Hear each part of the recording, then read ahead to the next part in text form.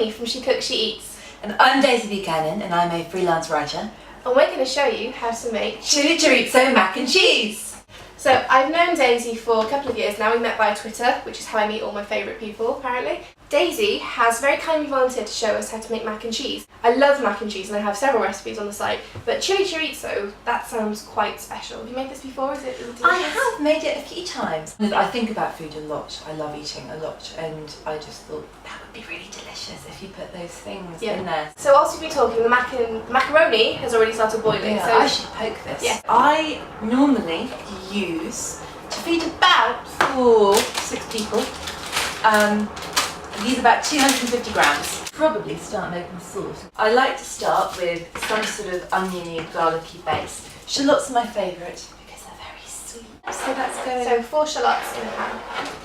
Right, now I'm going to put a lot of butter in as the base of the roux / bechamel / whatever. A good knob. Yeah. So would you say that this is a recipe you can actually just chuck stuff in and it'll probably be alright? Yeah, just kind of do it to taste. You've got your diced shallots and you're literally just melting the butter and kind of frying the shallots as the butter melts. Yeah. So I'm going to end up with a big sort of pile of like melted butter that has shallots in it, is the plan. Lovely. Now macaroni is still cooking away. Would you want it kind of an al dente, so it's cooked so you're not going to get ill, but it's still got a nice bite to it? Yeah. I think it cooks more because it all goes in the oven at the end, so I don't want it to be kind of completely done. Just you don't want soggy macaroni in. So is that about ready? Is that right? Yeah, the flour is going in. Oh, excellent. So how much flour goes in, Daisy? Oh God, no, Amy, I don't know. I think I'm going to start with a big heaped dessert spoon, if I can find one, and sort of, gradually just see until it looks about right. This is when it looks quite weird. And this is when you start thinking, I have made A big, huge mistake. It's thickening quite well though. I think so. I might take the heat down a little bit just so nothing burns. Okay, so that's very thick. It is very. I mean, I really like it thick, but again, you can play about and kind You're going to add a little bit more butter. That's to loosen it up. Yeah. I think that is probably. Do you think that's probably ready? I think that's ready. What do you do with it now? Now I am going to put in some milk and cream. Okay. This is not recommended by any health advisory board, I should point that out. Okay, so I'm putting this all in. I've just put in 300 millilitres of cream, yeah, 300 mils. And now at this stage, I just stir.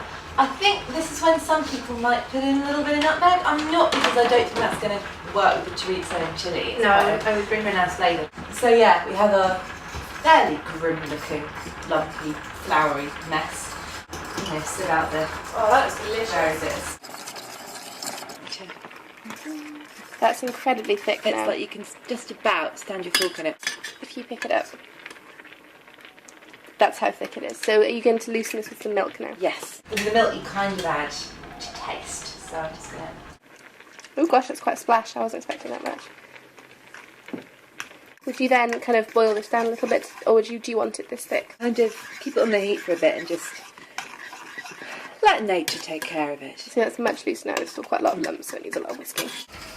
So yeah, it does get lumpy. Don't worry, it's onions. It's not flour. And it's kind of, it's not an aesthetically pleasing dish at any stage, really. It'll be fine, it'll thicken once the cheese is in there. Now this is lighter grated matured cheese.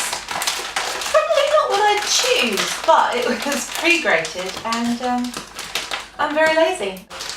Again, it's not an exact science. I'm going to sprinkle in, say maybe a third, quarter of the bag and sort of see how it goes. So I'm just going to do a couple of shallots. Okay, so just taste it now.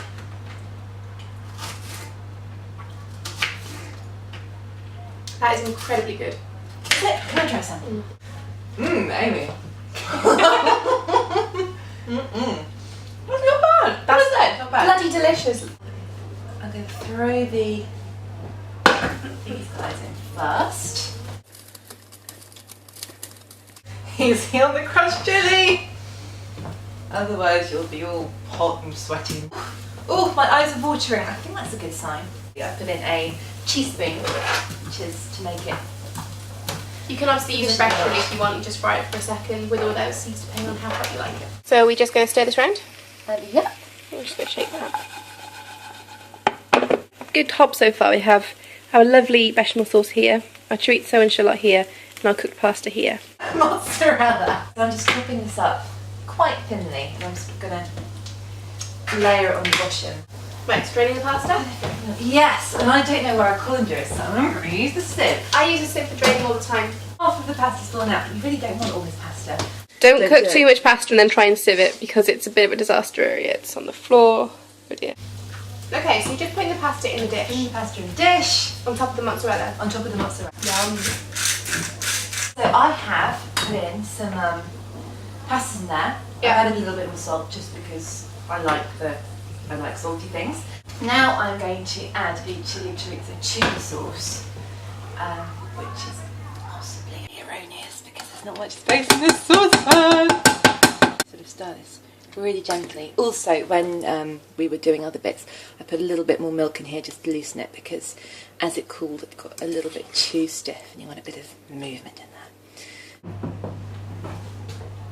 Stirring it gently through. Stir it, yes. It's all mixed together and lovely. All mixed together and hopefully lovely. I might just get the last scraping. The nice thing about doing it in a clear dish is you can check to make sure the sauce has gone all the way through the pasta. Which it has. So what I'm going to do now is More cheese over the top. more cheese over the top, breadcrumbs, Okay. which I love. You can make proper breadcrumbs in your, fancy KitchenAids and Kenwood chefs. I am a cat-handed nightmare, so I buy Paxo breadcrumbs. Breadcrumbs, more cheese on top.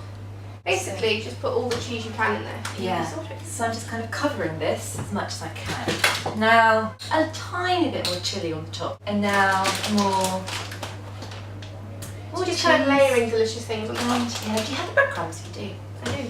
And more The breadcrumb breadcrumbs final also, thing. yeah. I sort of blend the two things. There's so much cheese in here. So, into our oven that has been preheated to 180. And oh my god, it's so hot and scary!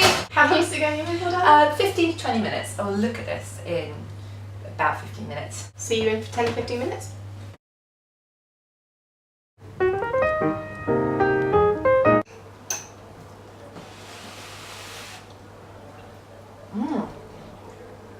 That is so good. That is very cheesy.